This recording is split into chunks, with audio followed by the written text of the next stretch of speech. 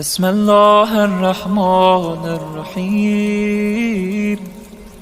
السلام علیک یا وارث آدم صفوة الله. السلام علیک یا وارث نوح نبی الله. السلام علیک یا وارث ابراهیم خلیل الله. السلام علیک یا وارث موسی کلیم الله. السلام علیک یا وارث عیسی روح الله. السلام علیک یا وارث محمد حبیب الله. السلام علیک یا وارث امیر المؤمنین علیه السلام ولی الله. السلام علیک یا ابن محمد المصطفى. السلام علیک یا ابن علی المرتضى. السلام علیک یا ابن فاطمة الزهراء. السلام علیک یا ابن خدیجة الکبری.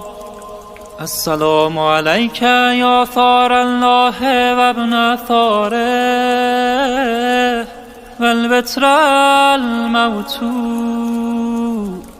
اشهد انک قد اقمت الصلاة و آتیت الزکاة و امرت بالمعروف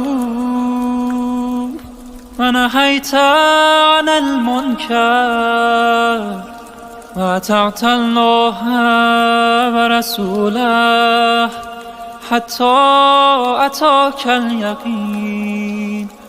فلعن الله امة قتلتك ولعن الله امة ظلمتك ولعن الله امة سمعت بذلك فرضيت به.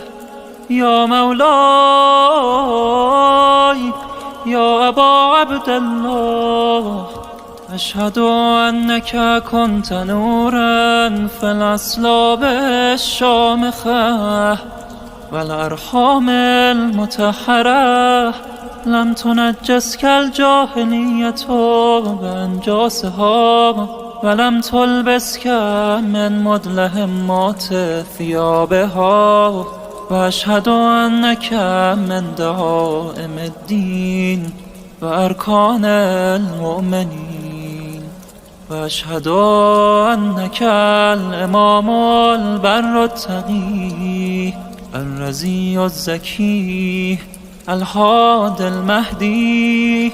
واشهد ان الائمة من ولدك كلمة التقوى وعلام الهدى والعروة الوثقى والحجة على أهل الدنيا.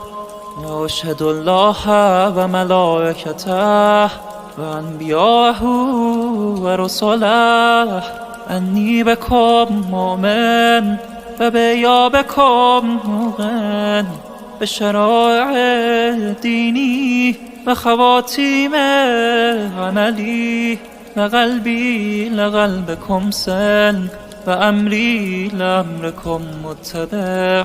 صلوات الله عليكم وعلى أرواحكم وعلى أجسادكم وعلى أجسامكم وعلى شاهدكم وعلى غائبكم وعلى ظاهركم وعلى باطنكم.